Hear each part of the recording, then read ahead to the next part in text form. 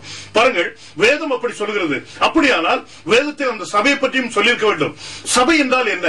இந்த அநேக ஜனங்கள் தங்களுடைய வாழ்க்கையில் நினைக்கிறார்கள், சபை என்று சொன்ன உடனே சர்ச், பெரிய ஒரு கட்டடம்.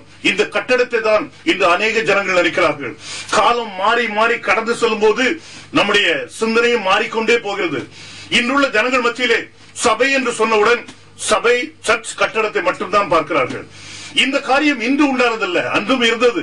பாருங்கள், வேதத்தில் சொல்லப்பட்டிருக்கிறது. மத்தேயு 24வது அதிகாரத்தில் முதல் 3 வசனங்களை நீங்கள் கவனித்து பார்த்தால் சீஷர்கள் கூட அந்த காரியத்தை தான் எதிர்பார்த்திருந்தார்கள். அப்படிப்பட்ட ஒரு சிந்தனை உள்ளவர்களாக காணப்பட்டார்கள். இயேசு தேவாலயத்தை விட்டு புறப்பட்டு போகையில் அவருடைய சீஷர்கள் தேவாலயத்தின் கட்டிடங்களை அவருக்கு காண்பிக்க அவரிடத்தில் வந்தார்கள். பாருங்கள், எருசலேம் சபையில், எருசலேம் சர்ச்சில் நடந்த காரியம் இது. இயேசு அவர்களை நோக்கி, இவைகளை எல்லாம் பார்க்கிறீர்களே, என்னிடத்தில் ஒரு கல்லின் மேல் ஒரு கல்லிராதபடிக்கு எல்லாம் இடிக்கப்பட்டு போகும் என்று மெய்யாகவே உங்களுக்கு சொல்லுகிறேன் என்றார். எல்லாம் இடிக்கப்பட்டு போகும். இன்னைக்கு எருசலேம்ல போய் நீங்க பாத்தீங்கன்னா அந்த ஆலயத்தில் உள்ள ஒரு சோறு மட்டும் தான் இருக்குது, வேற ஒண்ணும் இல்ல. நான் பார்த்ததுனால சொல்றேன் உங்களுக்கு. இயேசு கிறிஸ்து சொன்னார், இந்த சபையில, அதாவது இந்த சர்ச்சிலப்பா, ஒரு கல்லு மேல ஒரு கல் இல்லாதபடி இந்த கட்டடம் எல்லாம் இடிக்கப்பட்டு போகும். ஜனங்கள் அன்னைக்கும் இதைத்தான் நம்புறாங்க. எங்களுடைய தேவாலயம் பெரிய தேவாலயம், எருசலேம் தேவாலயம் பரிசுத்தமானது, ஆகினால நாங்க சேஃபா இருக்கிறோம், எங்களுக்கு ஆசீர்வாதம் அப்படி சொல்லி ஜனங்கள் நினைச்சாங்க. அதே சிந்தனை இன்னைக்குள்ள ஜனங்கள் மத்தியில உண்டு. எங்களுடைய சர்ச் பெரிய சர்ச், இந்த ஊர்ல அந்த சபை சின்னது, எங்களுடைய சபை வந்து பெருசு, எங்க சர்ச்சுக்கு கோபுரம் உண்டு, எங்க சர்ச்சுக்கு அது உண்டு, இது உண்டு. இப்படிப்பட்ட காரியங்களை தான் இன்னைக்கு நினைச்சுட்டு இருக்காங்க ஜனங்கள். இந்த சர்ச் மூலமா, சர்ச்சை விசுவாசிக்கிறது மூலமா பரலோகத்துக்கு போக முடியாது. ஜனங்களுடைய எண்ணம் தவறுதலான பாதையில போக கூடாது. அன்னைக்கு சீஷர்கள் இதே காரியத்தான் கொண்டு வந்தாங்க.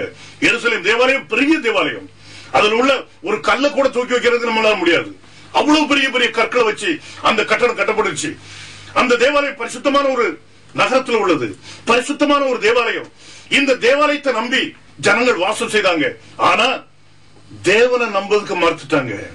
இன்னைக்கு நம்முடைய நிலைமை எப்படி இருக்குங்கிற யோசிச்சு பாருங்க. நீங்க தேவாலயத்தை நம்புறீங்களா இல்ல தேவனை நம்புறீங்களா?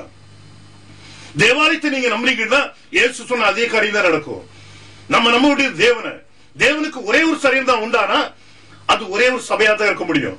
அந்த ஒரே ஒரு சபை என்னது? இந்த சபை எப்படி வந்துச்சு பாருங்க. வேதம் சொல்லுது, சர்ச்சுங்கிற வார்த்தை ஆங்கில வார்த்தை. இன்னைக்கு ஜனங்கள் சர்ச்சுங்க உடனே அந்த கட்டடத்தை பாக்குறாங்க. ஆனா வேதத்துல யாத்திராகமத்தில் நீங்க கவனிச்சு பாத்தீங்கன்னா, யாத்திராகமம் 12வது அதிகாரம் 3வது வசனம் சொல்லுது பாருங்க. நீங்கள் இஸ்ரவேல் சபையார் யாவரையும் நோக்கி, இஸ்ரவேல் சபையார் யாவரையும் நோக்கி, வேதத்துல முதலாவது சொல்லப்பட்ட வார்த்தை இஸ்ரவேல் சபையார். சபைங்கிற வார்த்தையை ஆண்டவர் எங்க உபயோகப்படுத்துறாங்க பாருங்க. பழைய ஏற்பாட்டுடைய நாட்களிலே இந்த காரியம் உபயோகப்படுத்தப்பட்டிருக்குது.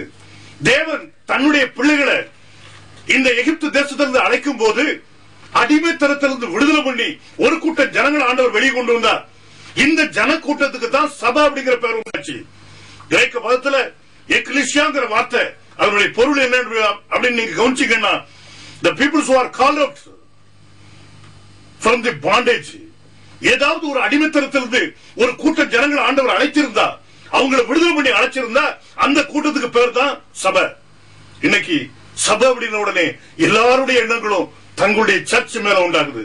அதை மறந்துருங்க. வேதம் தெளிவா சொல்லு பாருங்க.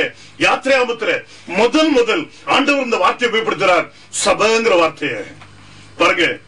பைபிள் இப்படி சொல்லுது. அப்போ அழைக்கப்பட்ட ஒரு கூட்டம் நீங்களா இருக்கணும், தெரிந்து கொள்ளப்பட்ட ஒரு கூட்டம் நீங்களா இருக்கணும். தேவனால் தெரிந்து கொள்ளப்பட்டு தேவனால் அழைக்கப்பட்ட அந்த கூட்டமா இருந்தா நீங்க அடிமைத்தனத்திலிருந்து விலகி இருப்பீங்க. நீங்க சுதந்திரமா தேவனை ஆராதிக்கிறதுக்காக கூடும் போது அந்த கூட்டத்துக்கு பேர் தான் சபை.